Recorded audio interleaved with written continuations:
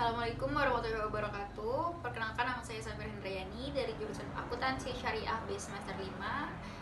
Di sini saya akan menjelaskan tentang materi organisasi sektor publik.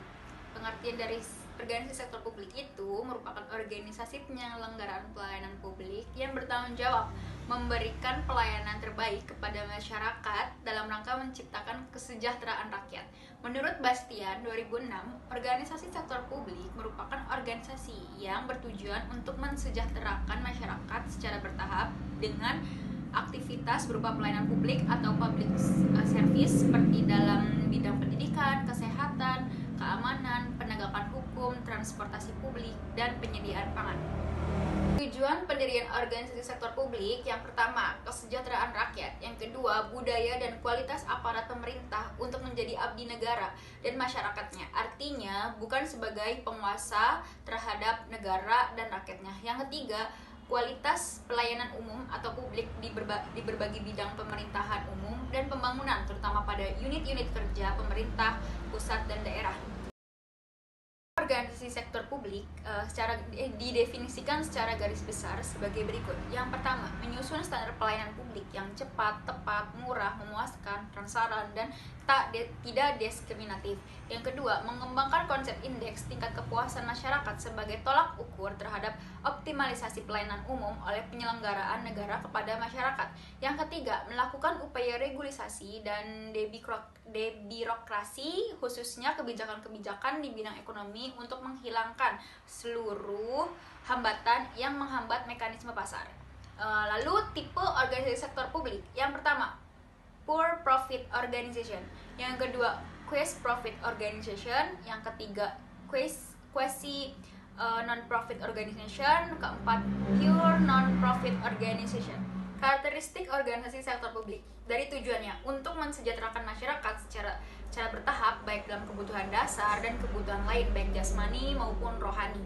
Yang aktivitasnya pelayanan publik seperti dalam bidang pendidikan, kesehatan, keamanan, penegakan hukum, transformasi publik, dan penyediaan pangan.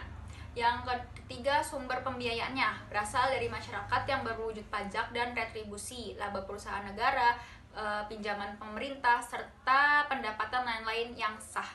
Keempat, pola penanggung-jawabannya. Bertanggung jawab kepada masyarakat melalui lembaga perwakilan masyarakat seperti DPR, DPRD, DPD. Yang kelima, kultur organisasinya bersifat birokratis, formal, dan berjenjang.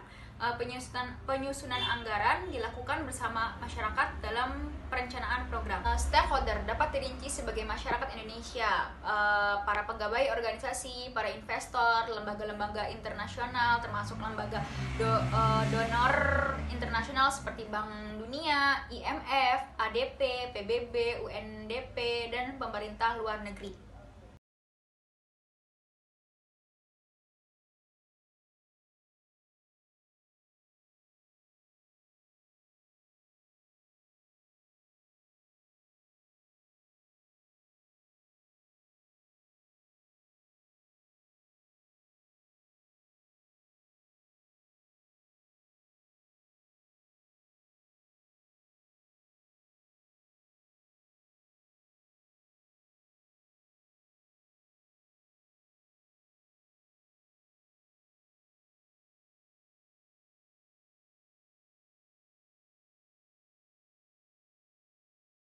Perundang-undangannya, kalau sektor publik itu dari undang-undang, KMK, peraturan Mendagri, sedangkan sektor swasta itu dari UU, terus peraturan Bapepam dan BIE.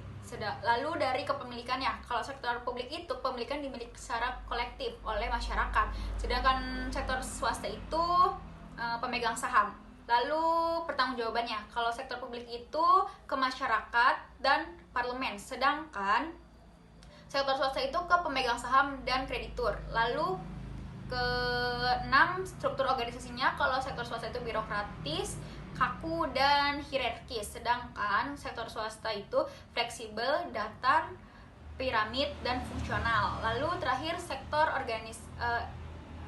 anggarannya, kalau misalnya sektor publik itu terbuka untuk umum, sedangkan untuk sektor swasta itu tertutup untuk umum.